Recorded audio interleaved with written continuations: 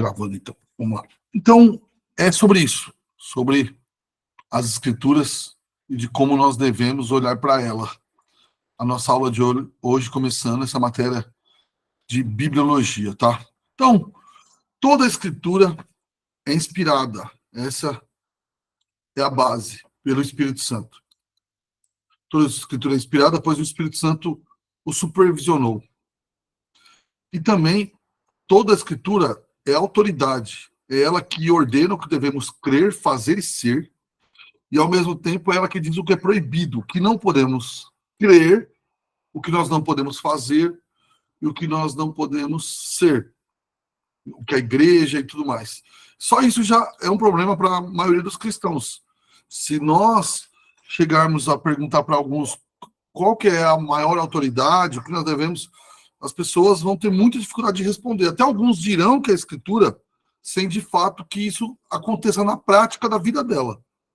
Às vezes o sentir e mais uma série de coisas decide muito mais do que as Escrituras. Então, alguns temas que nós vamos abordar hoje. Quem é o autor das Escrituras? Vamos falar que toda Escritura é inspirada por Deus. E toda Escritura é autoritativa e verdadeira. Quem tem autoridade, então? É a tradição? É a igreja? Ou é a Escritura? A autoridade da Escritura e a Reforma Protestante. E você sabe que uma das grandes discussões da Reforma Protestante foi a que se chama de sola Escritura, que na verdade quer dizer somente a Escritura. Depois nós vamos falar sobre Jesus e a Escritura e a autoridade dela, aquilo que ela ordena e proíbe. Então, na outra matéria, eu falei muito de qual que é o problema do mundo, de qual que é o problema do ser humano, falamos de pecado, falamos da queda, qual que é a solução do mundo, falamos que é a redenção, e eu tenho gostado de fazer essas perguntas para você pensar.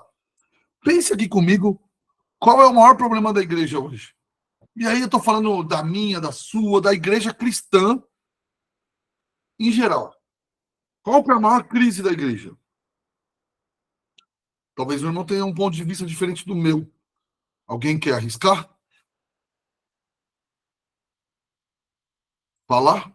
Qual que é o maior problema? Não, ninguém? Sem problema. Pastor, Pode falar, Paula? Por favor. já que perguntou, eu não sei se eu estou muito errado, mas eu acho que, infelizmente, tem filtrado muito no meio cristão a história do achismo e tirando Deus do centro para colocar o homem. Eu acho isso da Escritura, ou eu tenho que me sentir em tal lugar. Eu vejo mais ou menos por aí. Ótimo. Que seja um exemplo. Muito bom. A Josi colocou aqui. Eu vou ler, tá? Alguns irmãos mandaram. Você pode mandar no chat que eu leio, tá bom, irmão? A Josi mandou: o maior problema, eu acho que é a falta de conhecimento da palavra. E o Carlos colocou a falta de profundidade. O Rogério também disse que o maior problema é a falta da palavra. Concordo com todos, desde a Paula com todos. Mas por que falta tanto conhecimento da palavra? O pecado é esse também, mas é o maior problema do mundo mesmo, que nós falamos na outra aula. Por que falta tanto conhecimento da palavra, irmão? Porque, na minha maneira de ver, e eu posso estar errado, tá? O superego, a Gislene está certo mesmo. Qual que é o grande problema? É porque nós perdemos a questão da autoridade. Você entende? Se nós perdemos a autoridade bíblica, nós temos um problema gravíssimo de autoridade hoje. E aí eu não estou falando de autoridade de respeitar pastor, não é disso que eu estou falando. O líder lá que tem que ser honrado, não é disso que eu estou falando. Quando eu falo que perdeu-se a autoridade, não é o pastor ser mais firme, não é disso que eu estou dizendo. É o seguinte: qual é a nossa regra de fé de verdade? Quem é que manda? As discussões são baseadas em quê? A igreja tem perdido há muito tempo, mas são décadas de problema disso. Qual que é a sua autoridade? E aí a gente confunde a autoridade com um líder autoritário. Não, lá tem ordem porque a pessoa manda. Não é disso que eu estou falando. Eu estou dizendo o seguinte: a Bíblia, de fato, é o fator preponderante para as decisões? Aqui o Wellington mandou, ó, eu acho que seria evangelismo. Evangelismo público muitas vezes nos falta. É verdade. Como abordar a vida. Por que o problema... Por que nós temos um problema de evangelismo? Porque nós temos um problema de falta de conhecimento. O evangelismo ele já vem da falta de conhecimento. A falta de evangelismo vem da falta de conhecimento bíblico. Por que nós temos esse problema grave?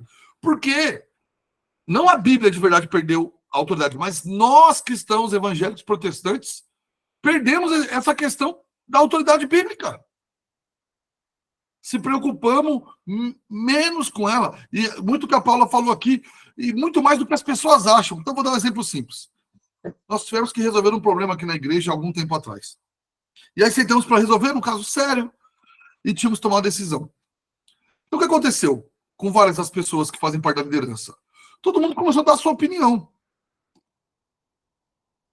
Tanto que alguém falou para mim, mas e o senhor? Não falou nada que o senhor acha? Eu falei, mano, eu acho que ele está ficando muito... eu acho isso, eu acho aquilo, acho que poderia ser feito assim. Mas a gente não está preocupado em falar o quê, irmão? Vamos ver o que a Bíblia... Vamos gastar... Talvez não dê para resolver nessa reunião. Vamos ver o que a Bíblia diz sobre esse assunto e debater sobre esse assunto de maneira bíblica e tomar a decisão bíblica. Não adianta falarmos de igreja bíblica, de somente a escritura, de tudo isso, se na hora de decidir coisas, fatos, disciplinar ou resolver ou colocar alguém alguma função na igreja, se não temos discussões sobre o que a Bíblia diz sobre aquele determinado assunto. Então nós temos um caso grave de autoridade. A igreja não sabe, muitas vezes, ao que obedecer. E aí, quando eu falo igreja, óbvio que não é um prédio, mas os pastores, os líderes ali, seja pastor auxiliar, presbítero, diácono e membro da igreja, às vezes nós gastamos mais tempo agradando as pessoas do que falando do que a Bíblia diz sobre aquele assunto. Então, isso se torna um problema que virá, assim, um monstro dentro da igreja porque a autoridade tem se perdido. Então, se somos cristãos sinceros e estudantes sinceros da Bíblia, devemos estar em busca da verdade. Já falamos isso desde a primeira aula. E agora a grande pergunta, aonde está a verdade para você? Responda sinceramente. Não precisa falar aqui, se você não quiser. Mas para você mesmo, aonde que mora a verdade? Sobre os assuntos. Alguns vão dizer, ó, em Deus. Ok, concordo plenamente. Em Deus e Jesus Cristo mora toda a sabedoria e verdade. Perfeito. Agora a segunda pergunta. Aonde Deus colocou isso explicitamente? O que o Elton falou aqui. Nas escrituras que ele nos revelou. Foi lá que tá. Irmão, não adianta você falar, não. Ó, não sei se alguém já viu um livro aqui, e se você gosta, me perdoe. Mas é um fato. Em seus passos, o que faria Jesus? Alguém já ouviu falar desse livro? Esse é um tipo de livro que não ajuda em nada. Em seus passos, o que faria Jesus? Você acha mesmo que você consegue... Qual que é a intenção do livro? Quando você for tomar uma decisão, fazer algo, você tem que pensar como Jesus agiria ali e agir. Você acha que sua mente caída consegue agir como Jesus age? Pensar como Jesus pensaria? Você vai agir conforme o seu bom senso e vai dizer que Jesus faria aquilo. Aonde revela o que deve ser feito? Nas escrituras. Agora, se não temos, primeiro, não é só ter conhecimento bíblico. Se não vemos a Bíblia dessa maneira, já temos um problema. Então, eu começo aqui falando de inspiração e autoridade. A próxima aula vai ser a inerrância e autoridade. Eu vou continuar falando de autoridade por causa disso. Essas coisas, elas se entrelaçam. Se nós perdemos de vista a autoridade bíblica, a sua inspiração, e na próxima aula, a sua inerrância, vai desabar tudo. E é uma crise por causa disso. Eu não posso tomar decisões no meu achismo e achar que aquilo ali... Jesus queria desse jeito. Mas se isso não está na Bíblia, se torna um problema. Então, a primeira coisa, quem é o autor das Escrituras? O autor das Escrituras é Deus. Nós devemos pensar que houve um processo de expiração, de Deus exalar a Escritura no coração daqueles que escreveram. O Espírito Santo ele foi responsável por isso, pela inspiração dos autores. 2 Pedro 1,21 fala que eles falaram da parte de Deus, não por vontade própria, mas conduzidos pelo Espírito Santo.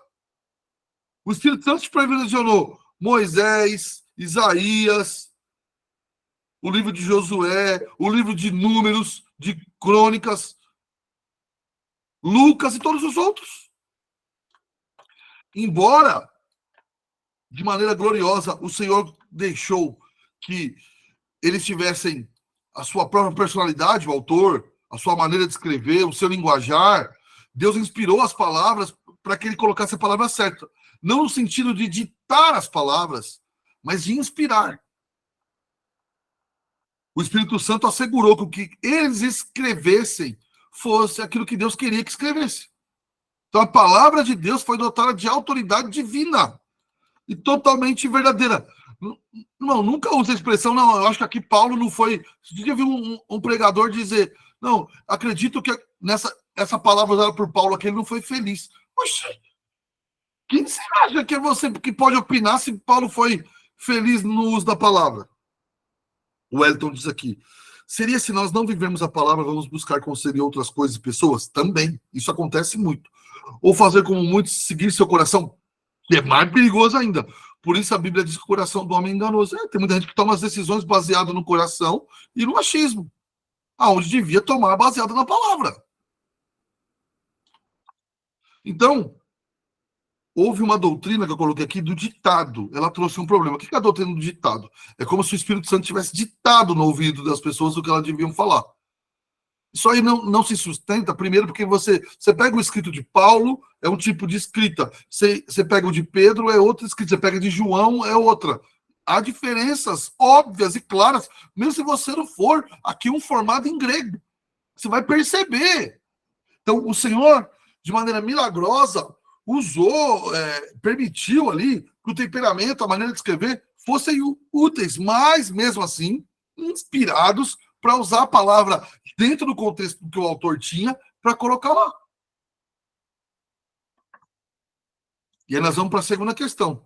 Toda a escritura é inspirada. Irmão, por favor, cuidado. Cuidado para não achar que parte da escritura não é inspirada. Aí alguém vai dizer, não, pastor, eu acredito que toda a escritura é inspirada. Mas sabe o que eu tenho encontrado? Eu tenho encontrado gente que acha que alguma parte da Bíblia é mais inspirada que a outra. Sabe, um amigo, até pastor, um dia me disse assim, não, ó, a parte da Bíblia que está em vermelho, que Jesus falou, é mais importante que as outras. Não é, irmão. Não é. Toda a escritura é inspirada. Eric, levantou a mão, pode falar, Eric. Ô, pastor, qual seria o problema, então, dos livros apócrifos? Boa. O problema do livro apócrifo é que eles não foram inspirados. Essa foi a decisão que a igreja tomou. Nós vamos ter uma aula disso, na terceira aula, sobre a canonicidade dos livros. A igreja olhando para ele, passando por várias réguas sobre se reivindicou autoridade, se não tem erro, e uma série de questões. Então, vamos pegar um exemplo simples. O livro... Nossa, eu sempre dou exemplo desse livro, agora me fugiu. Um livro apócrifo... esqueci o nome agora. Ele tem erros. Entendeu? Ele fala, olha, se você não achar bom aqui, pega o que é bom e faz o que der aí com ele. Então, é um livro que ele não chama a autoridade bíblica para si. E os católicos colocaram lá o problema deles. Mas isso não pode ser um livro inspirado. Então, havia algumas regras ou régua de medir, que canon significa isso, que tinha que passar por aquilo ali para ser considerado Bíblia. Não um bom livro, mas Bíblia. E esses livros que nós estamos foi assim. Agora, tem que lembrar que assim, o Antigo Testamento, alguns entendem isso muito errado. Eu vou dar uma aula só disso, mas só resumindo aqui. O Antigo Testamento já existia como canon. Então, essa história que a igreja no ano 200 resolveu tudo, não é verdade. Aquilo que os judeus já tinham decidido, que Jesus já usou como Bíblia, já citou, não se mexeu. Permaneceu do jeito que estava. E foi decidido o Novo Testamento. Tá? Então, essa é a questão dos livros apócrifos. A Paula, conhecimento da palavra, o perigo de não conhecer e aceitar interpretações duvidosas e incoerentes entre um texto e outro. Isso é um fato. Muitas vezes acontece isso. Mas assim, irmãos, há erros que cometemos, eu já cometi, Porque não há um mínimo de sabedoria. Se a gente comparasse aquilo ali com outro texto bíblico mesmo, nós já recusaríamos aquele tipo de mensagem, entendeu? Mas que nos falta isso. Compreender que a escritura é inspirada. Então tem gente que acha que, por exemplo, eu amo o livro de Romanos, estou pregando ele já fazem 7 meses e meio. Cheguei na metade agora. Eu amo o livro de Romanos, mas ele não é mais inspirado que os outros livros. Ele não é mais inspirado que nenhum. Não é mais inspirado que Judas, que nenhum. Que Crônicas. Se está lá, é porque o Senhor quis assim. Então, por exemplo, há passagens bíblicas que as pessoas acham que... Não, eu já vi. A Gálatas, não sei o quê, é o maior mandamento das Escrituras. Tudo ali tem que servir a esse mandamento. Não sei de onde as pessoas tiram isso. Acho que a Kátia levantou a mão. Pode falar, Kátia. Minha esposa, Kátia. Não falou. Tá bom. E houve silêncio da congregação. Eric, respondido? Eric, pode falar, Wellington. Por favor. E para formar assim o Canon e diferenciar os apócrifos, eles os teólogos do tempo antigo reconheciam assim as doutrinas e via que nos apócrifos as doutrinas estava tudo diferente. Era assim para determinar as doutrinas já resolvidas, né? Mas vamos deixar essa questão para a terceira aula, que nós vamos dar uma aula só sobre essa questão. Quais foram as réguas que eles mediram, o que eles usaram, por que o Didaquê, que era tão querido no primeiro século, não foi colocado. Nós vamos tratar disso numa aula só. Beleza? Prometo. Então, essa dúvida que surgir daí, pode guardar para a próxima aula. Beleza? Vamos continuar aqui. Então, toda a escritura é inspirada. Então, a inspiração não é sobre partes, nem só o que Jesus falou não é mais importante que o outro falou. E nem sobre uma parte mais importante que a outra. O que a teologia chama é que é uma inspiração plenária e verbal. O que é inspiração plenária? Toda ela é inspirada, todas as suas afirmações são corretas, e ela é plenária no sentido de pleno. Cobre todas as escrituras, e isso se aplica ao autor. Ele não era inerrante em vida, mas quando ele foi escrever, ele foi inerrante na sua escrita. Tudo aquilo que a Bíblia afirma, meu irmão, você tem que entender o seguinte, é Deus afirmando. Deus erra? Não. Então não coloque em dúvida o que a Bíblia diz. Ok, pode ser que houve uma interpretação equivocada, ok, mas aí foi nós que interpretamos errado. Foi o Darcio que interpretou errado. Outra coisa, alguém traduziu uma parte errada, já aconteceu, e não só uma vez. Ok, por isso que é importante estudar o grego. Até, irmão, deixa eu falar uma coisa aqui. Isso é sempre importante quando vai falar bibliologia, falar isso. Há pessoas que acham que teologia não é importante. Não, o que importa é o que eu sinto, teologia esfria o crente e mais uma série de questões aí. A pergunta que eu sempre faço para a pessoa que pensa assim é o seguinte, você gosta de ter uma Bíblia na sua mão? Óbvio que eu gosto e tal. Eu tenho a Bíblia, tenho 3 Bíblias lá, a da mulher, a do obreiro, a do não sei o quê. Você acha que quem escreveu isso não teve que estudar muito, não? Bom, aprender o grego do primeiro século, o que as palavras significavam naquela época, estudar um trabalho de uma vida. Bom, eu estudei o grego lá, mas eu estudei o grego como aluno. Agora você imagina alguém que vai traduzir isso para uma outra língua. A NVI, a primeira tradução dela, a segunda, não sei, são quase 50 pessoas traduzindo. Gente que passou a vida estudando. Então, se você tem uma boa Bíblia na mão, e aí vou te falar uma coisa, até gente que manja de grego e hebraico não cristão, formado na PUC, na USP, eles admitem que nós no Brasil temos ótimas traduções. E aqui em ótima tradução, irmão, eu deixo sempre 2 fora, tá? Linguagem de hoje e a mensagem não é parafrase, não é tradução. Não indico dar nem pro filho. Tá? É verdade. Ah, meu filho tem 12 anos. Não, dê um negócio, dê Bíblia. Não dê esses arranjos que quiserem, não. Agora, outras versões muito boas. As revistas atualizadas, que vem de João Ferreira de Almeida, NVI, essa nova, tem algumas críticas, eu não li ainda, então não posso falar nada. Que mais? Tem A NVT, nova versão transformadora, dei para os meus filhos, muito boa, e tem mais algumas que são boas. Então, a gente está bem seguro com boas traduções, pode usá-las, mas você tem que saber que alguém teve que estudar muito para chegar na sua mão. Então, a Bíblia é inspirada. Esses homens foram movidos pelo Espírito Santo enquanto escreviam e aplicou as palavras na Escritura que o Senhor quis. Então, por exemplo, Deus quis se revelar no Antigo Testamento pelo hebraico e pelo Novo pelo grego. Ele desejou assim.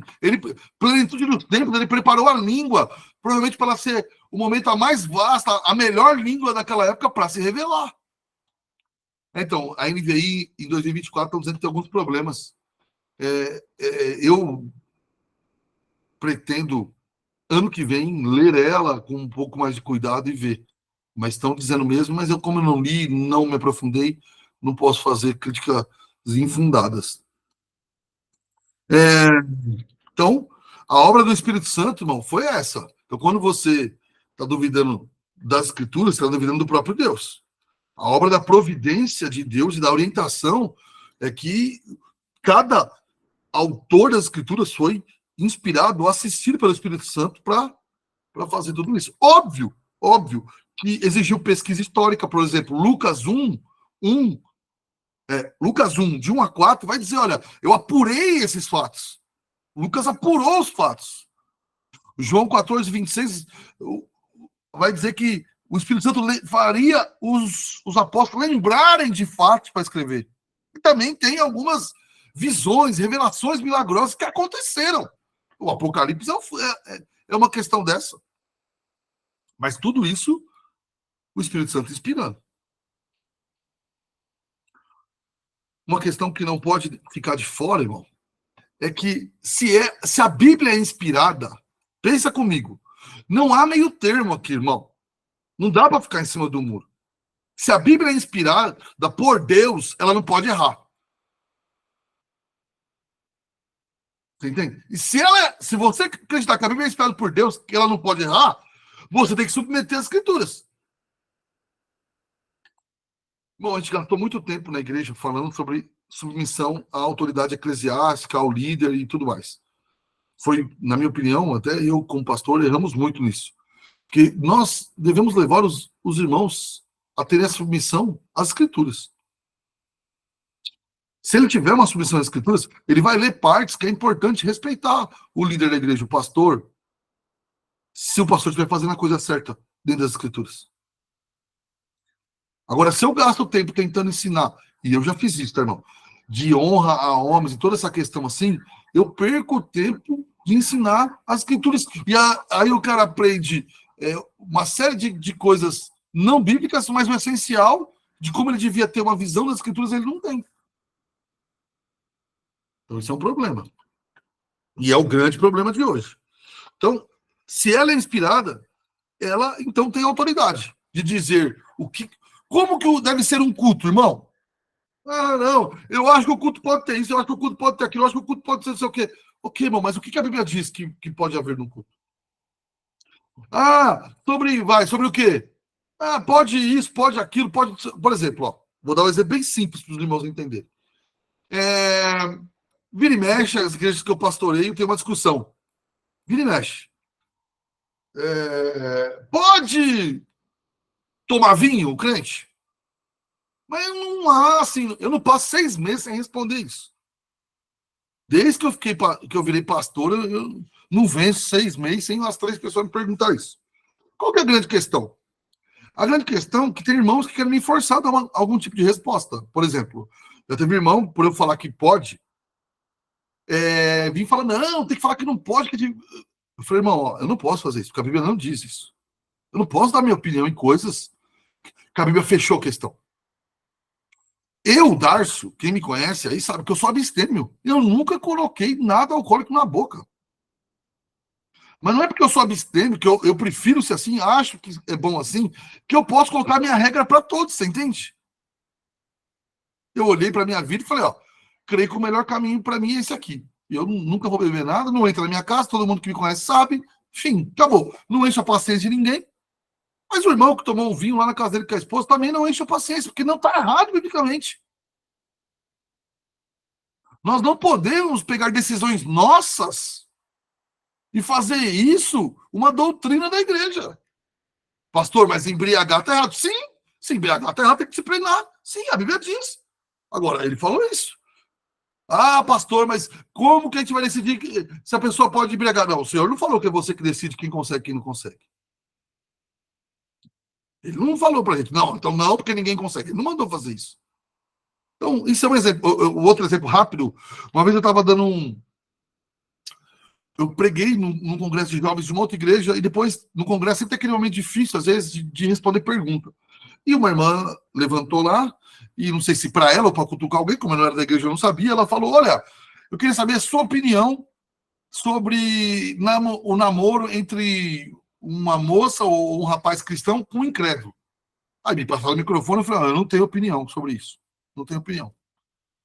Aí alguém falou, como o senhor não tem opinião? Eu falei, não tenho, porque a Bíblia falou que não pode, eu não tenho opinião. A Bíblia diz, não pode. Então, acabou. Opinião eu tenho quando vamos interpretar aqui, isso aqui talvez não seja tão claro, mas aqui a Bíblia está dizendo, abri o texto, li e falei, a Bíblia diz que não pode, fim, acabou. Não pode. Então a gente tem que começar, nós precisamos, irmão, nessas questões, desde o nosso lar, a igreja do Senhor, e principalmente antes da nossa vida, parar de fazer isso e falar, a Bíblia proíbe, fim, acabou, eu não faço. A Bíblia não proíbe, mas eu prefiro não fazer, porque eu tenho dificuldade nessa área. Ok, não vou fazer, mas também não vou infernizar a vida de ninguém. Então, a Escritura deve ser levada como autoridade. E ela não pede sua pergunta. Bom, leia Apocalipse 22, que aquele que tirar ou aumentar, lê lá algo dessa palavra, as maldições dela vai cair sobre ele.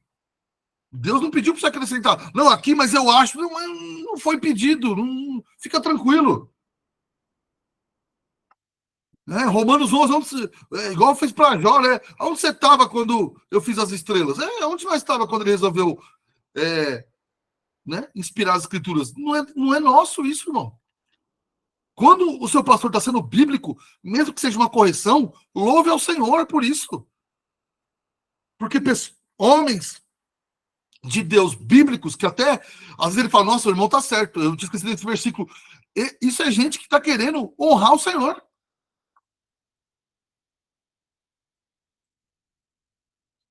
Acho que muita coisa desandou quando começou a achar que a sua opinião importa, independente do que diz a Escritura. O famoso achismo, é isso aí. Meus filhos até dão risada aqui em casa, porque eu falo, tá, mas aonde está escrito isso aí? Então, quando a questão é bíblica, eu falo para os meus filhos, não, sua opinião não importa nessa questão. Não importa a minha, não importa de ninguém. Então, mas temos que fazer isso na nossa vida para não virar hipocrisia, né? Então, dentro disso, a Escritura, ela possui, ela é detentora da verdade. Irmão, eu não estou dizendo que eu sou detentor da verdade e que a minha interpretação está sempre certa. Estou dizendo que a Bíblia está sempre certa. Se eu errar, é porque interpretei ela errada. Entende bem? Não estou dizendo que o Darcio acerta sempre. A Escritura tem a verdade. E ela estabelece as leis do seu povo e a moralidade do seu povo. Então, há 4 aspectos aí da autoridade das Escrituras que eu deixei separado. Funcional. Como que a Bíblia funciona? Ela mostra o caminho de salvação, ela capacita o crente, ela instrui e ela funciona para a salvação dos seus servos. Bom, 1 minuto só, por favor. Eu vou ter que fechar a janela, que tem um barulho muito alto aqui na rua.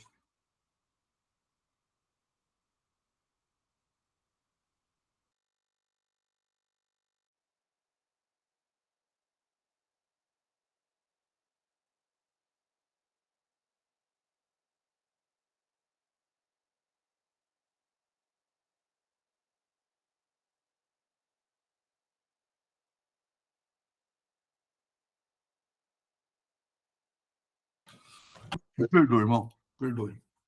Então, ela é funcional. Segundo, ela é instrumental. O que é isso? Ela é um instrumento divino que ele utiliza, ele inspirou ela, ele criou a Bíblia, mas ele utiliza para se revelar para o seu povo. Que é a revelação especial, como já vamos falar disso também. é a maneira que Deus escolheu se revelar, através das Escrituras. Ela é a nossa regra de fé, e ela é a maneira que Deus se revela. É o instrumento que ele usa. Ela tem uma autoridade conferida, se eu conferir aqui, desculpa. O que é isso? A igreja reconhece e proclama sua autoridade. Irmão, a igreja não dá autoridade para as Escrituras. A igreja reconhece a autoridade. A igreja católica, ela acredita que quem tem autoridade é a igreja, e a igreja concede à Escritura uma certa autoridade. Nós não podemos crer assim. A igreja protestante acredita o quê? A Bíblia tem autoridade, nós reconhecemos a autoridade. Então, por exemplo, os irmãos lá no ano 200 que fecharam o canon, quais eram os livros inspirados, o que eles vão dizer? Nós reconhecemos esse livro. Não é que eles deram autoridade para o livro, eles já tinham autoridade. Eles reconheceram a autoridade daquele livro. E quarto, ela é uma tradicional no sentido, é uma tradição da vida e da liturgia cristã. A Bíblia está no centro. É nosso livro sagrado. Como diria muito bem John Wesley, nós somos o povo de um livro só. Não que nós não podemos estudar outros livros, mas aquilo que rege a nossa vida, os nossos relacionamentos e a igreja cristã é a Bíblia. Mas qual que é o problema de alguns crentes? Hoje em dia, os melhorzinhos falam, não, a Bíblia ela tem autoridade na igreja, mas fora da igreja ela não tem. Esse, infelizmente, hoje, às vezes, são os melhores.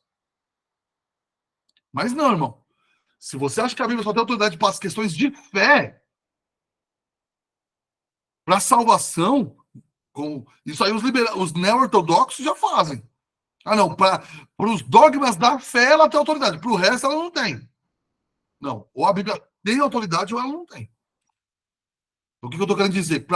Aquilo que ela fala de casamento, ela fala sempre num tom autoritativo. O que ela fala de educação de filho, o que ela fala sobre governante, a Bíblia, ela fala em tom autoritativo. Ela proclama uma verdade, ela não faz um convite. Algumas ideias erradas de inspiração, eu vou focar Calbart, porque é o que mais existe. Quem me conhece um pouco sabe que eu falo que o maior problema hoje da igreja é a neo-ortodoxia, que vem de Calbart, que é o quê? Ele acreditava que a Bíblia, duas coisas que Calbart popularizou, e a gente nem sabe, porque ele era tão dúbio, qual de fato era o que ele acreditava. Que a Bíblia se torna inspirada no momento que ela te toca. Então, por exemplo, você está lá lendo. O versículo que tocar você, nesse... Eu estou falando que isso que é o que Bart ensinava. Eu não acredito nisso. Estou só falando que ele ensinava. Quando aquilo toca em você, aí aquela parte é inspirada. Porque naquele momento místico, houve um relacionamento com você e a palavra. Alguns vão trazer isso muito para aquela questão assim.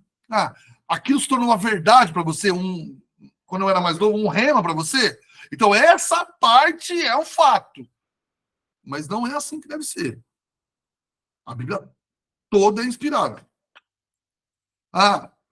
Ou ainda, ele vai ensinar, Calbart, que um dia na história, a Bíblia já estava sendo escrita, e Deus olhou para a Bíblia e falou, tá bom, vou me revelar através dela. E ele foi ali, tentando tocar as pessoas através das Escrituras. Eu não acredito em nenhuma dessas duas, tá, irmão? Estou deixando bem claro isso. Só estou deixando que é uma coisa que se popularizou. Existe esse pensamento na igreja cristã brasileira aos montes, principalmente nos pastores. Ele acha que aquilo que tocou ele é mais inspirado. Ele não fala com essas palavras, mas ele age assim. Então, muito cuidado com esse tipo de pensamento ou esse tipo de ensinamento. Fuja disso aí, irmão. Fuja. Sabe, quando aqui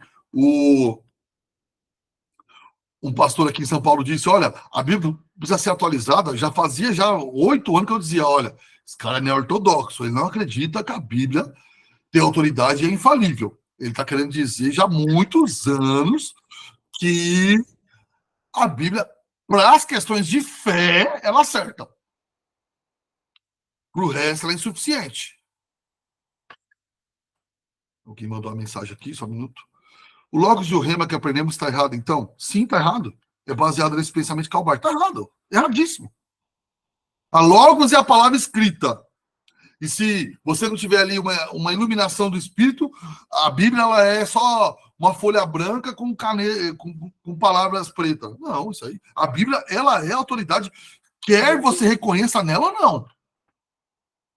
Lógico que sem o poder do Espírito Santo, ela não vai fazer o efeito que deveria fazer em você. Isso eu concordo. Mas ela continua sendo autoridade. Quer você reconheça isso ou não. Vamos pensar aqui, ó. Tem um policial ali, fardado. Se você não reconhecer ele como um policial, e ele está multando as pessoas, você não reconhece ele como policial.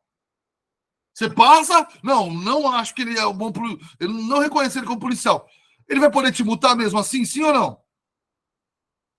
É óbvio que vai. A Bíblia é a mesma coisa. Eu não reconheço. Ok, problema é seu, mas tá errado e você vai ser punido por isso, enfim, acabou. Ela ordena. Eu tinha no mestrado, eu tinha, até foi meu orientador, um pastor presbiteriano. Presbiteriano raiz mesmo, assim, uma bênção mesmo. Ele foi um reverendo Breno. E um dia eu tinha que mandar algumas coisas, gravação de eu dando aula e principalmente pregando. E ele falou assim para mim: ô Darcio, por que vocês batidos têm essa mania tão grande de falar, Cristo te faz um convite, te convidamos. Mano, vocês gostam de um convite numa igreja batista que eu não consigo entender. Ele falou: Darcio, muitas das coisas que você falou que é um convite, leia o texto, não é um convite. Deus ordena que os homens se arrependam. Ele não convida ninguém, não. Olha, se você quiser, se você tiver um tempinho, dá arrependido aí. Mesma coisa é a autoridade bíblica, irmão. Não é um convite para você reconhecer. É uma ordenança. E se você não reconhecer, você vai ter um problema lá na frente. A Bíblia ela não fica fazendo convite, ela ordena. E aí chegamos num assunto tão discutido, que é qual? Quem tem autoridade, então? A tradição, a igreja ou a escritura? Se somos o povo do livro, fica fácil responder isso. A autoridade vem da escritura. Ela nos determina como vivermos. Nós, às vezes, criticamos a Igreja Católica por falar que a tradição lá manda, e é isso mesmo, ela está errada. Mas é crente que não confia na tradição, não confia na igreja, ele confia nele. É pior do que católico. A escritura deve ser a autoridade. Pastor, mas Jesus Cristo e o Espírito Santo também. Sim, mas a aula aqui nós estamos falando da escritura. Tem um livro que eu indico para você, chama Autoridade, de Lloyd Jones. É um livro fino, assim, de umas 80 páginas. Já li ele, acho que umas 4 vezes, no mínimo. Que ele fala dessa autoridade. A autoridade de Cristo, a autoridade do Espírito Santo, a autoridade das Escrituras. Que a igreja perdeu isso de vista.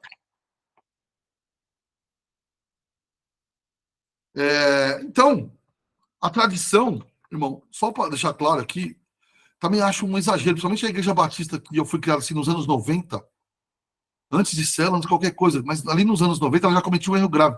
Ela não gostava de nenhuma confissão, de nenhuma tradição. Era alheio a qualquer tradição. Isso é um exagero. Isso é um exagero. As confissões de fé, hoje em dia eu gosto, por exemplo, de 1689 Batista, e elas vêm muito de Westminster, gosto muito. Só que assim, a minha questão é o seguinte: a confissão ela não é inerrante. É isso que o crente tem que saber. Você pode ler a confissão e eu quero. O que a confissão declara, eu quero achar nas escrituras. Se eu acho que a confissão declara nas escrituras, ok, ela está certa. Você entende? A confissão você pode ter. Acho que toda igreja devia ter a confissão de fé, e lógico que ela pode ser conversada, porque se tiver algum erro, precisa ser corrigido. Agora, essa aversão a tudo que é antigo trouxe um problemaço para a igreja. Porque, irmão, confissão, concílios antigos são importantes por quê? Porque eles já lideram com heresias que retornaram hoje em dia e já resolveram elas lá atrás. Eles já têm resposta lá no ano 300 para coisa que a igreja fica capengando hoje. Você vai ler sobre o nestorianismo, por exemplo, que negava a divindade de Jesus Cristo. No ano 400, os camaradas resolveram isso. Mas hoje, crescente o nestorianismo na igreja de novo. Por quê? Porque se perdeu a tradição. Se você for lá e ler, como eu tive uma aula disso sobre concílios e confissões, pronto, já encontrou todos os argumentos para detonar isso aí. Os caras já fizeram isso há 1.600 anos atrás. Para que eu, Darcy, vou ter que ficar criando um negócio se a igreja já resolveu isso aí? A divindade do Espírito já foi resolvida. A Trindade, na sua cláusula filioque, lá no ano, sei lá, 400, 500, 470, provavelmente, já foi resolvida. Não é que foi resolvida no sentido que você não pode mais estudar, mas, irmão, a teologia não começa no Darcy, não começa em você. Ela começa desde o Antigo Testamento. Ela passa pela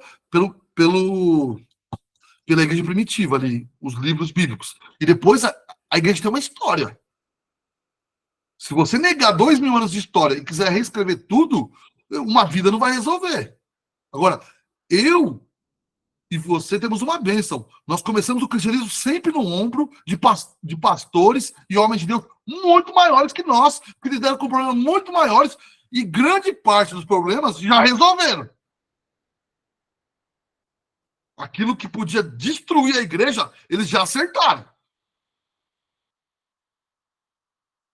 Entende? Agora, tem gente que ele quer ser Adão. Não, tudo começa comigo. Então é um problema.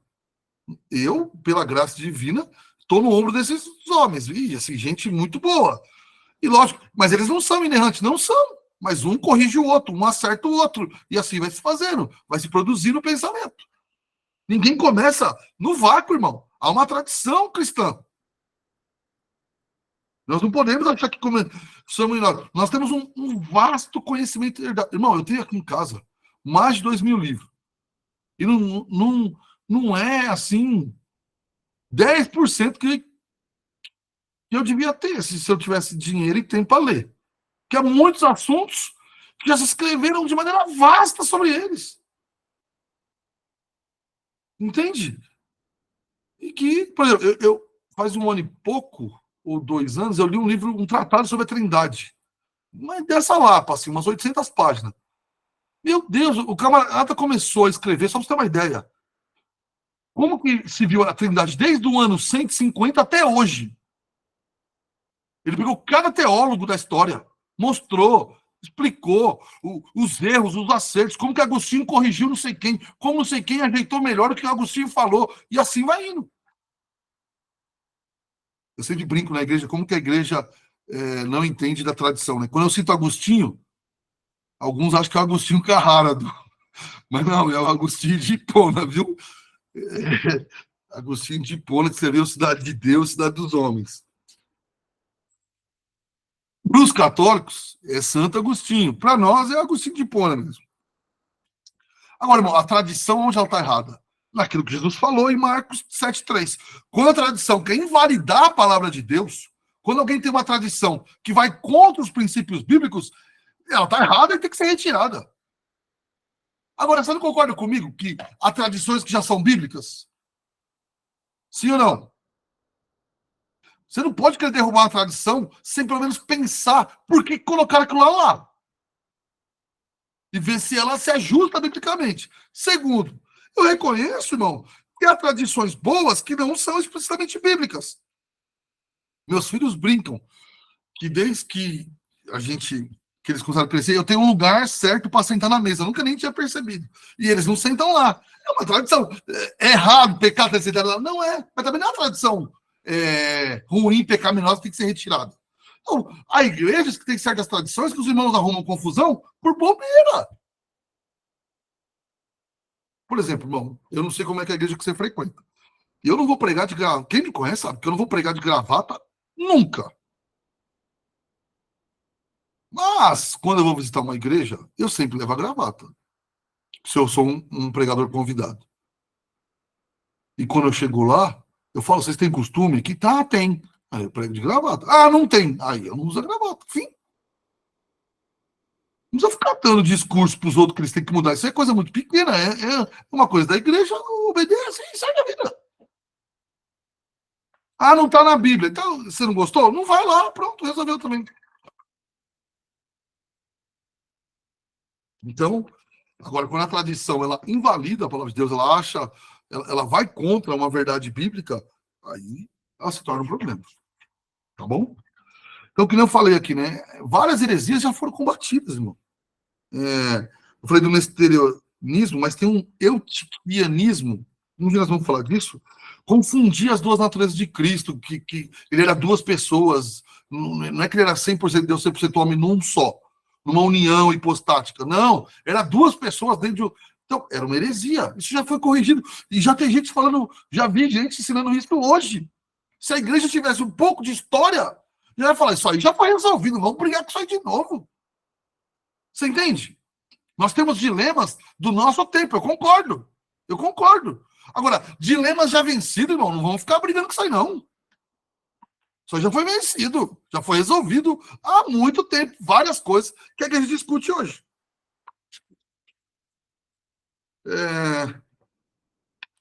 O problema da Igreja Católica na sua tradição é que eles acreditam que há tradições orais que foram passadas que não ficam registradas na Bíblia. E eles que têm o poder sobre isso. E elas são fonte de revelações, para alguns, do mesmo patamar que a Bíblia, mas eles têm que admitir que para muitos outros, acima da Bíblia. Porque essa tradição interpreta o que a Bíblia diz. O que mais que eles veem como... Eu não sei o que é arianismo ou docetismo. Eu vou chegar lá. Ário não cria a divindade de Jesus Cristo. Entende? Ário era basicamente isso. Mas nós vamos ter uma aula disso aí quando nós vamos falar de Cristo, e aí vai ser, porque aí eu vou ter que explicar muitas questões, como nasceu, por que nasceu e tudo mais. Ário, só para rapidão, assim, Ário ele vai achar que a definição bem rasa de Ário é mais ou menos o seguinte: Deus não morre. Jesus morreu na cruz, então ele não era Deus. Aí alguns vão dizer, não, é que a parte divina saiu na cruz. Então é o eutiquismo que eu disse, entendeu? Separa as duas naturezas. Na cruz morreu só o homem. Então separa as naturezas. Isso aí é uma outra heresia. Tá? Mas nós vamos chegar lá um dia. Nessas aulas que nós vamos ter aí. Não sobre Bíblia, mas sobre Cristo.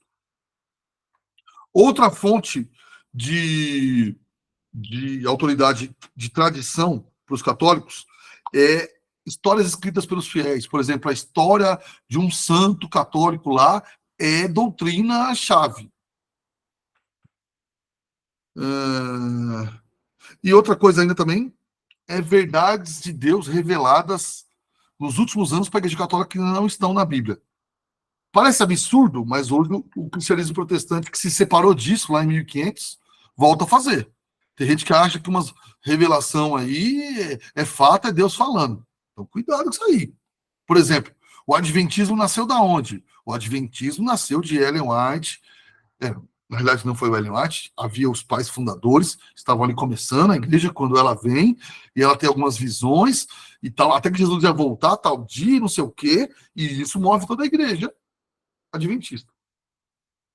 Tá? Então, isso acontece, muita gente acredita em certas coisas e trata aquilo ali como se fosse Deus falando e dá uma autoridade que aquilo não tem. Muito cuidado com isso, você vai destruir sua vida baseando sua vida nessas coisas. Está baseando sua vida no incerto. Vamos lá. A forma católica de viver o ano todo, repetindo tudo igual, qual é as boas tempo comum? Isso está errado. Esse calendário católico chama de calendário litúrgico ou calendário católico. O anglicanismo, até a ala protestante segue, e algumas igrejas protestantes no mundo seguem. É errado porque você não pode querer colocar uma coisa que não está nas escrituras. Não estou dizendo que, assim, por exemplo, a Páscoa, como que eu vou explicar isso? Para mim, a Páscoa, irmão, assim, o nascimento de Jesus, eu tenho que me recordar na minha mente todo domingo.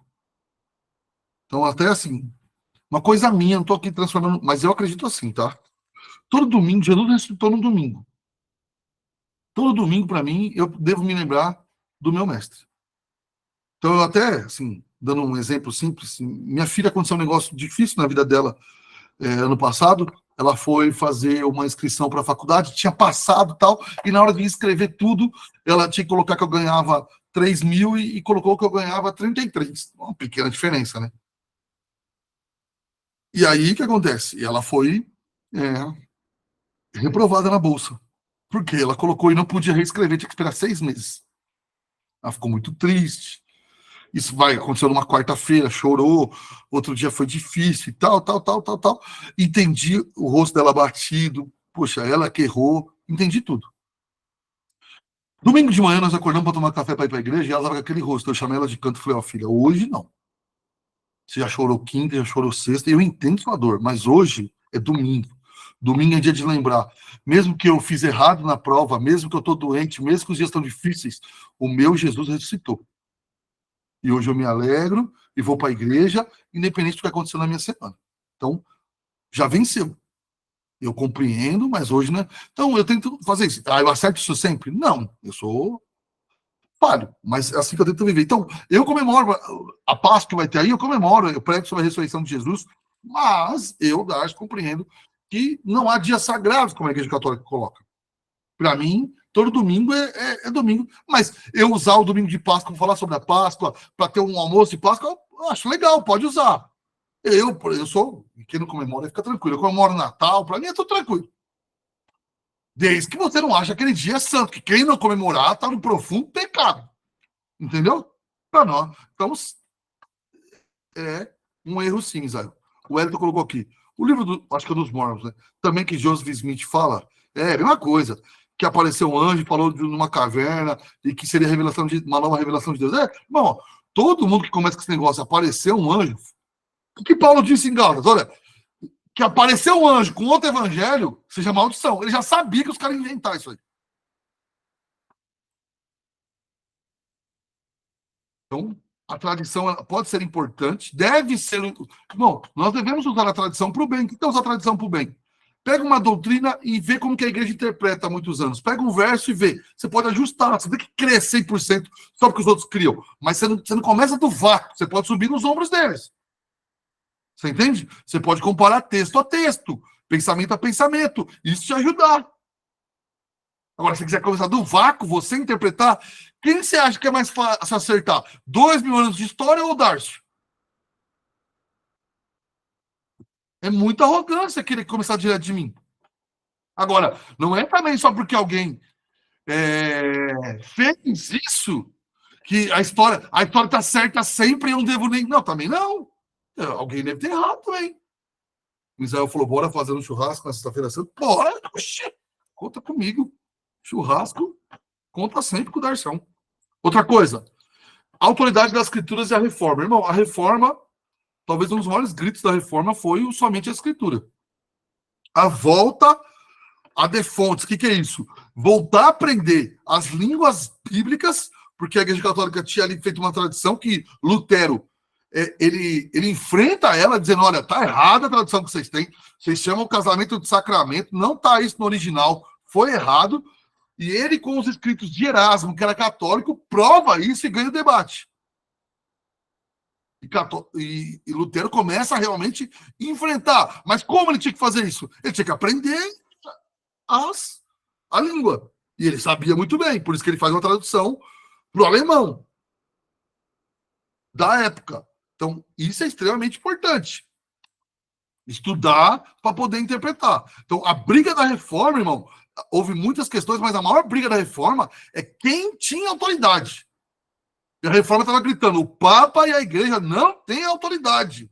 Quem tem autoridade é as escrituras. E aí eles foram aprender o original e tudo mais e entrar nos debates. Lógico, as escrituras, por gente iluminada pelo Espírito Santo. Eles criam isso. Até ficam falando de João Calvino só da eleição. É um erro tão grande. Se um dia você tem as institutas, irmão, João Calvino é chamado na teologia do teólogo do Espírito Santo. É o primeiro teólogo a entrar profundamente na doutrina do Espírito Santo. Mas só ficam, né? Deve ser 2 páginas ele falando da eleição e um monte ele falando do Espírito, e a galera fica nas 2, 3 páginas que ele falou da eleição. Porque nunca leram também. Todo mundo comenta as institutas e nunca nem tem chegado perto dela. Então, a reforma era uma briga pela autoridade. Quem tem autoridade? É a igreja, os concílios? Não. A suprema autoridade da igreja é a Bíblia, não é a única, é a suprema. Quem está indo de acordo contra ela deve ser rejeitado. Ela é o árbitro. É ela que define as doutrinas cristãs, as práticas cristãs e quem devem ser os pastores, presbíteros da igreja. Nenhuma prática sem respaldo bíblico pode obrigar a consciência cristã a fazer algo. Até por isso, tá, irmão? Que eu gosto muito de ser batista. O batista acredita que a consciência cristã ela está acima de certas coisas. Então, você não pode forçar a pessoa a fazer se ela não compreende. Você tem que dar espaço para que ela... Ela não pode simplesmente fazer, tá bom, é assim, mas não há... Você está violentando a mente dela, está concordando só para você parar de brigar com ela. O batista não admite isso. A Paula escreveu, a gente vê uma mistura muito grande de ritos do Antigo Testamento com outras do Novo. Mas tem essa questão de vivemos na graça e não fazemos... Não é um problema, mas é escárnio para alguns. Paulo trata muito de sim. Bom, toda a questão cerimonial do culto do Antigo Testamento, ela passou. Foi cumprida. Em Jesus cumpriu tudo. O culto cristão é simples desde o começo. Tem que ter um monte de parafernália para ele poder existir. Não é um culto cristão. Bom, pensa comigo. Você conseguiria frequentar uma igreja com uma pessoa com violão cantando os hinos e depois uma pessoa levanta e prega? Uma pessoa capacitada. Se você não consegue se ver assim, você perdeu o que é uma igreja cristã. A igreja cristã, se ela tiver microfone, data show, ótimo. Mas ela pode ser uma igreja sem ter nada disso. Na realidade, eu falei do violão, mas pode ser até sem violão, viu? Pode ser só na voz mesmo. Mas tem gente que, não, se não tiver um palco, a fumaça não tiver nem ter, né? Mas, não é igreja. Por quê? Porque é um evento, não é um culto. É um evento. É diferente de um culto. Vamos lá. Então, a Igreja Católica, a tradição, o magistério que eu digo assim, os clérigos, os da alta classe, não são eles que comandam, mas para a Igreja Católica são eles. Que é a Igreja Católica, a tradição e o magistério. O magistério, os arcebispos, os top. Para nós, não. É a Escritura. Como que o protestante deve agir? O que Deus diz sobre esse assunto? O que as Escrituras dizem sobre esse assunto? A Escritura diz tal coisa. Então, fim, acabou. Não pode. Vou te dar um exemplo simples. Depois do concílio em Atos 15, os apóstolos falam que os gentios não precisavam circuncidar, mas pede para eles fazerem 3 coisas. Alguém lembra que quer?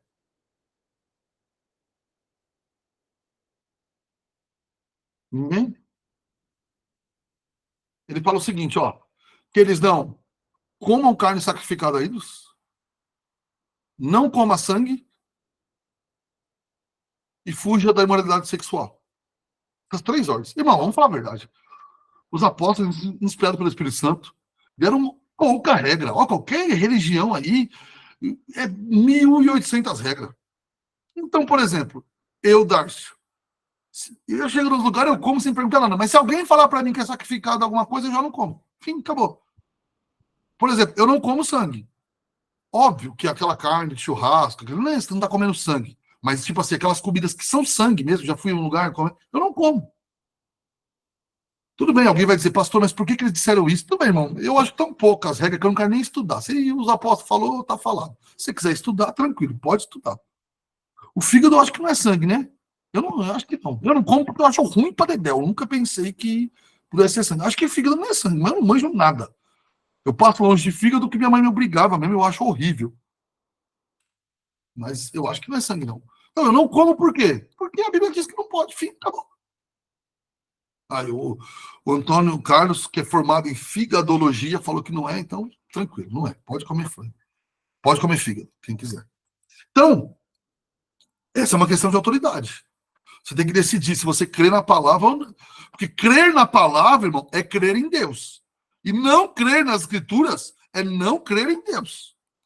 Então, irmão, tem gente que quer puxar as coisas assim. Se tal fulano fez uma revelação, falou que algo vai acontecer, vai acreditar, você não está acreditando em Deus. Não. Se tal fulano falou que aconteceu um milagre e você não acreditou que aconteceu ou não, você não acredita em Deus. Não. Agora, o que a Bíblia diz, os milagres que ela conta, se você não acreditar, você está errado.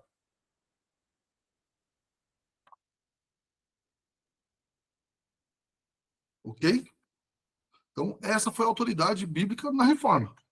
Eles entenderam o quê? Quando a Bíblia diz, ela é autoritativa porque Deus falando. Então, nós obedecemos. Essa foi a luta da reforma. Ali, tantos reformadores e pós eles o puritanismo mesmo, estudou tanto original, não é porque eles queriam aparecer, é que eles queriam saber o que Deus falou. O que foi que o Senhor falou sobre esse assunto? Vamos estudar até cansar. Você entendeu? Então você vai pegar um versículo para um puritano, ele vai escrever um livro de 250 páginas. E não é da cabeça dele, não. Ele vai estudar, remoer, para chegar lá. Porque ele quer saber a verdade. O que Deus queria dizer? Graças a Deus por esse movimento. Agora, uma outra prova, o que Jesus olhava para as Escrituras e falava? Jesus, quando ele vai falar das Escrituras, ele está citando salmos, profetas. Ele cita todo o Antigo Testamento. Entende? Jesus, ali em João 14, 26, já tinha prometendo também que o Espírito Santo capacitaria os apóstolos de se lembrarem das coisas e falarem. Em João 10, 35, Jesus Cristo diz que a Escritura não pode falhar. Você entendeu? A Escritura não falha. Quando ele está sendo tentado, o que Jesus faz? Eu declaro, diabo, vai embora daqui. Não é isso que ele faz. Ele diz o quê? Está escrito. Está escrito, está escrito, está escrito. Sabe, irmão? Tem gente que fica falando, não, fulano tem autoridade espiritual. Até, em algumas questões pode fazer algum sentido, mas há um exagero tão grande nisso. Eu e você não temos autoridade. Não, o que tem autoridade, e Jesus ensinou, é a Escritura. Lógico que você não adianta citar a Escritura se você não crê, óbvio. Mas você tem que citar a Bíblia. Não é você dar ordem, eu dou ordem a... Não sei. Não estou falando num tom assim, se você for expulsar um demônio de ordem, ok, tudo bem. Mas, às vezes, as pessoas exageram nessa questão e esquecem que o próprio Jesus citava as Escrituras. A grande questão de Jesus era citar as Escrituras para lidar com Satanás. Outra coisa, Jesus entendia que os homens do Antigo Testamento não eram primordialmente exemplos de retidão moral. Eu falei isso aqui na outra aula. Mas eram pecadores que olhavam para Cristo pela fé e que eles eram tipos de Cristo. Ao ponto que ele diz que aqueles homens olhavam para Jesus pela fé, ele diz isso em João 8. Abraão, vosso pai, viu o meu dia e se alegrou. Então, falando, Abraão já estava orando para o evangelho, a minha vinda. Vocês me recusam, mas Abraão estava olhando esse dia, viu esse dia e se alegrou.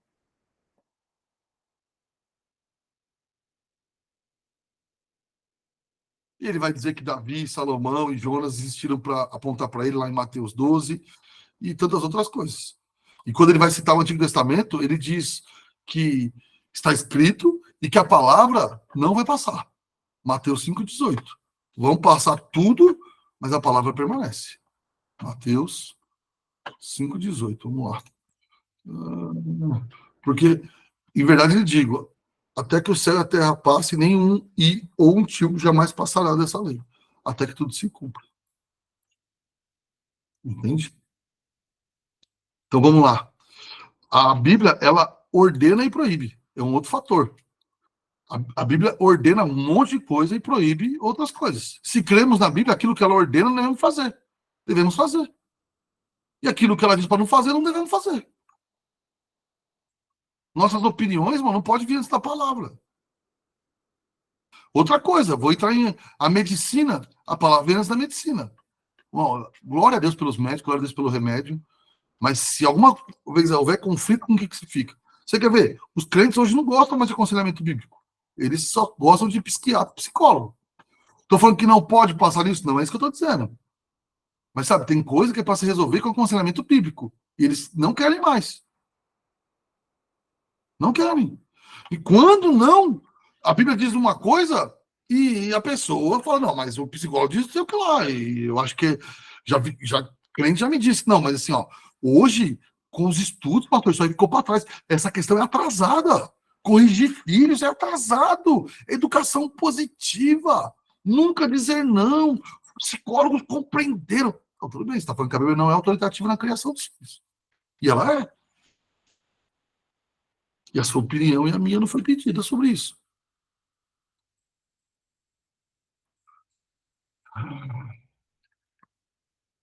Vamos lá. Nós devemos evitar, aprendemos nessa aula. Bom, nós nunca podemos negar a obra do Espírito na inspiração das Escrituras. Como também nunca devemos negar a autoria humana. O homem escreveu, não foi ditado. E pastor, e quando a Bíblia não fala nada, e mesmo assim entendendo da igreja pelo fato da Bíblia não proibir dança no culto. Esse aí eu vou entrar no assunto, mas assim, irmão, aqui não é que algo que a Bíblia não fala nada. A Bíblia já falou como deve ser o culto. E lá não tem dança. Fim, acabou. Na minha maneira de ver, tá? Não vou, assim, eu acho que isso é o certo e tal, mas eu não vou ficar discutindo aqui. Mas é isso. O que a Bíblia ordena sobre culto? Entendeu? Tá lá ordenado. E nós devemos seguir o que ela ordena. O que não tem lá nos cultos não é para ter, ué. Ah, pastor, mas não tinha microfone. Não, mas tinha alguém falando. Se a gente vai poder, pelo menos, aumentar a voz, tudo bem. São coisas diferentes. Agora, aí vira uma questão complicada, que não devia ser. Se a Bíblia é autoridade, quais são os meios de graça? Quais são os meios de graça? O que é meio de graça? Como Deus abençoa seu povo num culto? Irmão, alguém pode me responder? Quer ver? Outra pergunta que os crentes não estão mais respondendo. O que é uma igreja? O que é uma igreja? Igreja, a história da igreja vai falar que a igreja, para ser uma igreja, tem que ter 3 coisas. A administração da ceia corretamente, a administração do batismo corretamente e pregação fiel da palavra. Se não tem essas 3 coisas, não é uma igreja. Alguns aumentam uma coisa, disciplina na igreja. Mas aí é uma coisa mais discutida esse quarto. Tá? Mas essas outras 3 coisas são o mínimo para ser uma igreja. Então tem muita coisa que as pessoas chamam de igreja que não é igreja. Sim, a Bíblia está pedindo um culto racional. E o culto racional deve ser bíblico. Então eu estou falando assim, ó, o que são coisas que, meio de graça, eu vou falar numa linguagem mais fácil de entender, que edifica o povo de Deus num culto. Vou repetir as 3. Correta administração do batismo, correta administração da ceia e a pregação fiel da palavra. Essas 3. Alguns vão falar, e eu até concordo, disciplina na igreja, corrigir os irmãos que estão em falta. Isso define uma igreja. Não é quantos membros ela tem, como alguns pensam, não é o tanto de dinheiro, não é nada disso. Então nós devemos tomar cuidado com essas questões, irmão. Tá? Segundo, não devemos crer e nem propagar a teoria do ditado, tá? Como se o Espírito Santo falou no ouvido e as pessoas repetiram. Isso desfaz a própria escritura. Obrigado. A Ana escreveu aqui, ó. Se alguém quiser copiar, tá no chat aí, tá? Obrigado.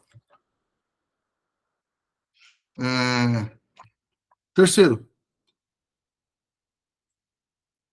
lembre-se e evite que rejeitar a autoridade das escrituras é negar a sua inspiração.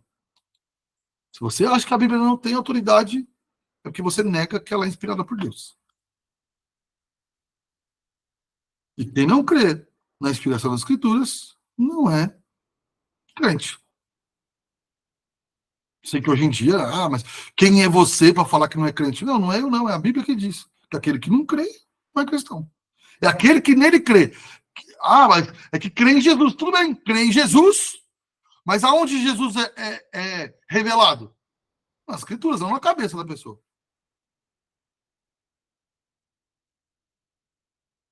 Sim, disciplina do culto seria seguir as doutrinas dos apóstolos, perseverar na doutrina, na comunhão.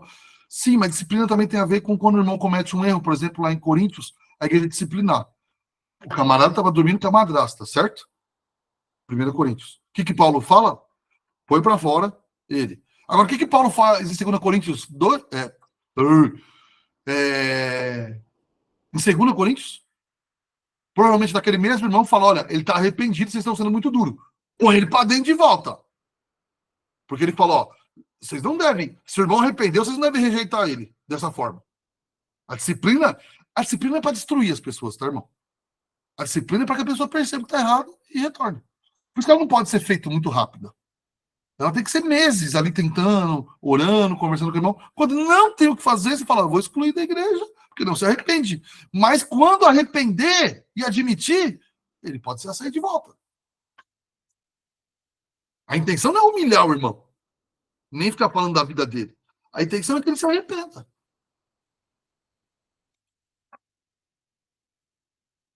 Quarto, nós não podemos desprezar o princípio somente das Escrituras, irmão. E nós temos feito isso muitas vezes. Nós temos que ler a Bíblia, compreender a Bíblia, estudar a Bíblia. E quando nós vamos discutir sobre coisas da nossa vida, sobre tomar decisões, nós temos que fazer isso à luz das Escrituras. À luz dela. Como vai o nosso casamento, a criação dos nossos filhos, a nossa vida financeira, a minha frequência no culto, tem que ser tudo isso à luz das Escrituras. Afirmações teológicas que nós podemos fazer, então. A Bíblia é inspirada por Deus, portanto, inerrante. Aonde está isso, pastor? Coloquei 3 textos aí. Como o tempo está avançado, não vou ler. Segunda afirmação, a Escritura está acima das tradições, concílios, confissões e pessoas. Nenhuma voz na igreja pode ser mais alta que a Escritura. Sei que os irmãos devem cansar de tanto que eu cito Spurgeon, mas vai lá mais uma. Spurgeon diz assim, a Bíblia está entre os livros como Jesus está entre os homens. É isso que nós devemos fazer. Vou repetir. A Bíblia está entre os livros como Jesus está entre os homens. Pensa no melhor livro cristão que você já leu, assim, fantástico, assim, que você acha que todo crente devia ler.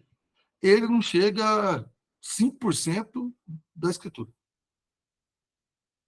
Ok? Nunca faça essa comparação. Tanto que, assim, é muito legal ler os puritanos, quando eles vão elogiar um livro, eles falam assim, esse aqui é o melhor livro que existe a parte da Escritura revelada. Qualquer elogio de um livro, eles fazem isso. Por exemplo, tem um puritano, o Watson, que vai falar assim, ó, o melhor livro já escrito são os comentários de Salmos de Agostinho. O melhor livro, tirando a Santa Escritura. Sempre eles vão fazer isso, entendeu? Porque eles não comparam um livro com as Escrituras. Como se você vai elogiar um homem, ele é o melhor homem. Você não está colocando ele junto. Ó, o melhor homem que eu conheci. Você não está comparando ele com Jesus, certo? Assim deve ser a questão do livro para nós. Outra coisa. A tradição, quando submissa à Escritura, não é um problema. Irmão, não trate a tradição como um problema. Lá em 2 Tessalonicenses 2,15, ele fala, olha, guarde as tradições que nós ensinamos para vocês. 2 Tessalonicenses 2,15. Assim, pois, irmãos, fiquem firmes e guardem as tradições que lhe foram ensinadas, seja por palavra, seja por carta. Teve coisa que foi por palavra. Os irmãos deviam guardar lá mesmo. As tradições boas. Então, não seja anti-tradição. Mas se a tradição for contrária às escrituras, aí você pode ser anti, tranquilo.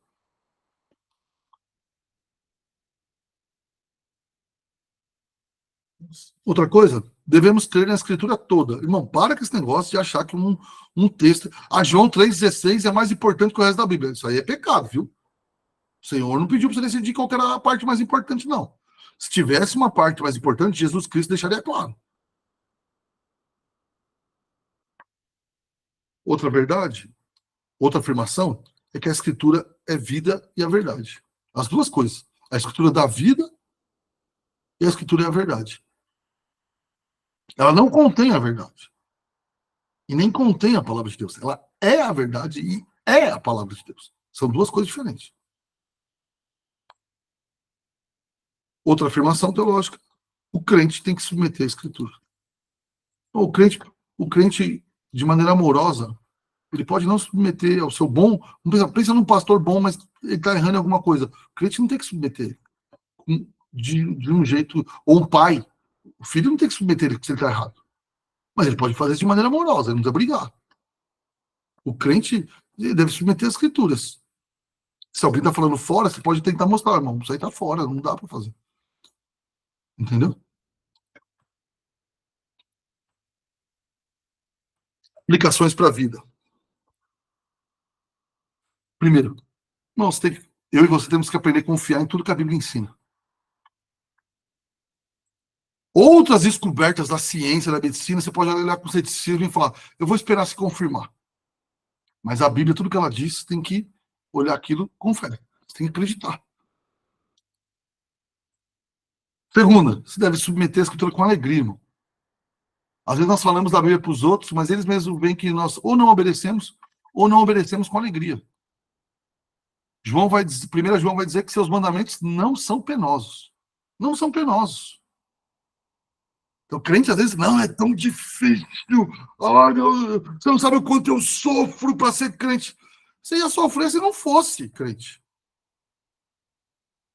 Esse mundo perdido, engolindo as almas. Aonde você estaria hoje se não fosse crente? Para com esse negócio, irmão. Minha esposa mandou aqui. Essa questão de parte mais importante, lembra quando você me falou sobre a Bíblia que tem as palavras de Jesus em vermelho grifado? Você me disse que dava a entender as palavras de Jesus eram mais importantes que o restante. Eu nunca tinha pensado dessa forma, mas é verdade. Eu não gosto de Bíblia que vem com a parte de Jesus em vermelho. Não está errado lá, querer. Mas o grande problema é o seguinte: sempre alguém vai dizer que aquela parte é mais importante que o resto. Sempre vai ter um filho de Bart que vai fazer isso. A questão é para nós leigos. Alguns textos dá para entender, mas alguns não. É isso mesmo. E aí o que você faz? Procura seu pastor. Ele não gosta de me ensinar. Vai procurar outra igreja. Qualquer livro você consegue pegar e ler de uma tacada, mas a Bíblia é verdade. Mas aí você lê um capítulo por dia, 2, 4, você conseguir. Ela é densa, mas um livro que contém toda a verdade não é para ser tão fácil. Já viram o Alcorão? 180 páginas, filho. Você sentar aí 2 horinhas, eu leio o Alcorão. Por quê? Porque é ruim. A Bíblia não é para fracos. Não, talvez a Bíblia é para os fracos. A Bíblia não é para os mortos. Se não nascer de novo, você não vai ver graça nenhuma na Bíblia. Agora, irmão, é às vezes cansativo? Óbvio que é. Mas qual que é o momento do dia que você está melhor? Você para isso aí para ler a Bíblia. Meditar. Bom, eu costumo ensinar meus filhos, eles têm feito isso, eu e a Kátia, ler a Bíblia todo ano, 1 ou 2 vezes. Mas está começando e não consegue? Leia um capítulo por dia e medite sobre ele. Não consegue um capítulo que você não tinha nenhum costume de leitura, às vezes tem gente assim. E você é irmão, e você é filho de Deus, nem eu. Leia 10 versículos. Mas leia e medite. Não adianta ficar assim. Pastor, qual o bom comentário bíblico? Então, quando você já está com costume de ler, porque, irmão, sabe de uma coisa? As 3 primeiras vezes que você lê a Bíblia é só para você entender o panorama geral das histórias. Não adianta que você vai ler a Bíblia uma vez, vai sair.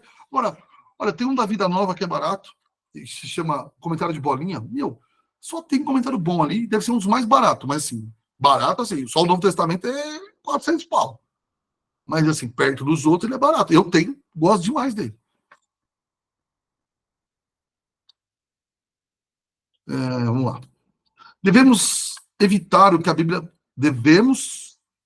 obedecer a Bíblia e evitar o que ela proíbe. E amar o que ela ordena. O que a Bíblia proíbe? É bastante coisa, irmão.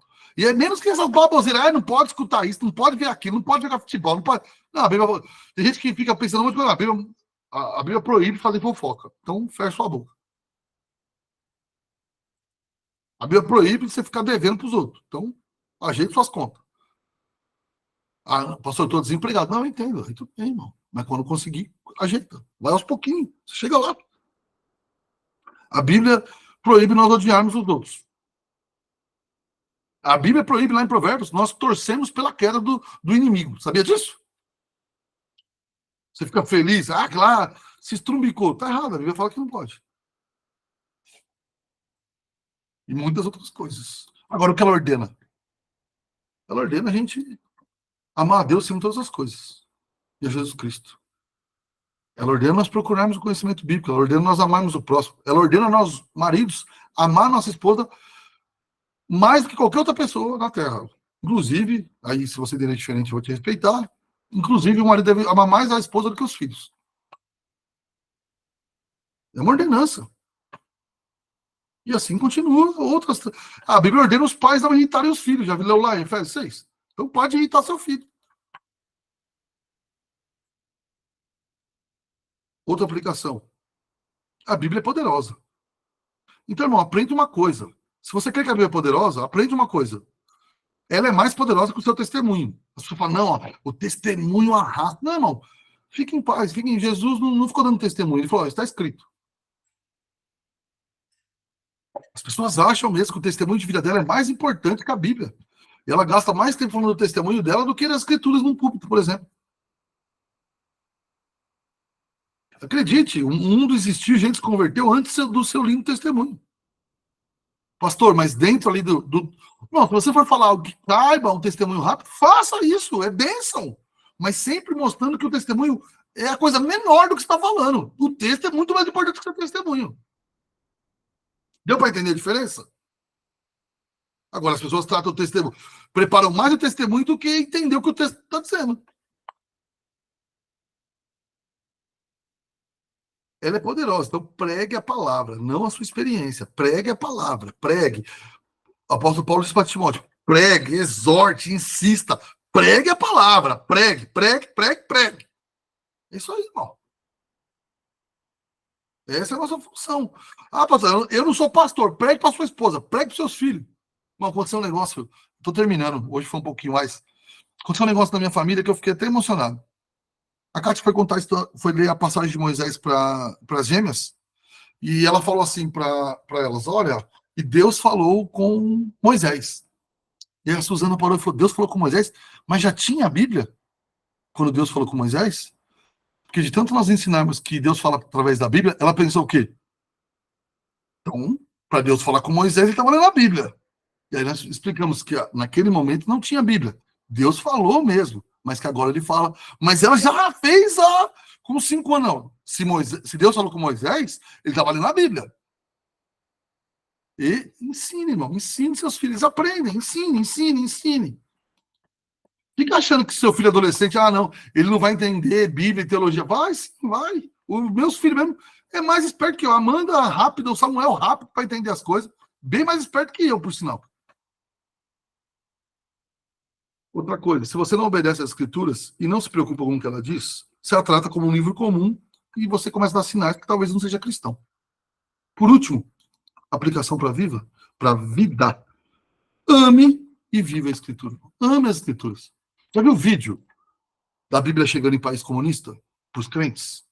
Eles cheirando, chorando, abraçando a Bíblia. E nós temos aqui várias versões e não valorizamos. Leia a Bíblia. Você tem no celular.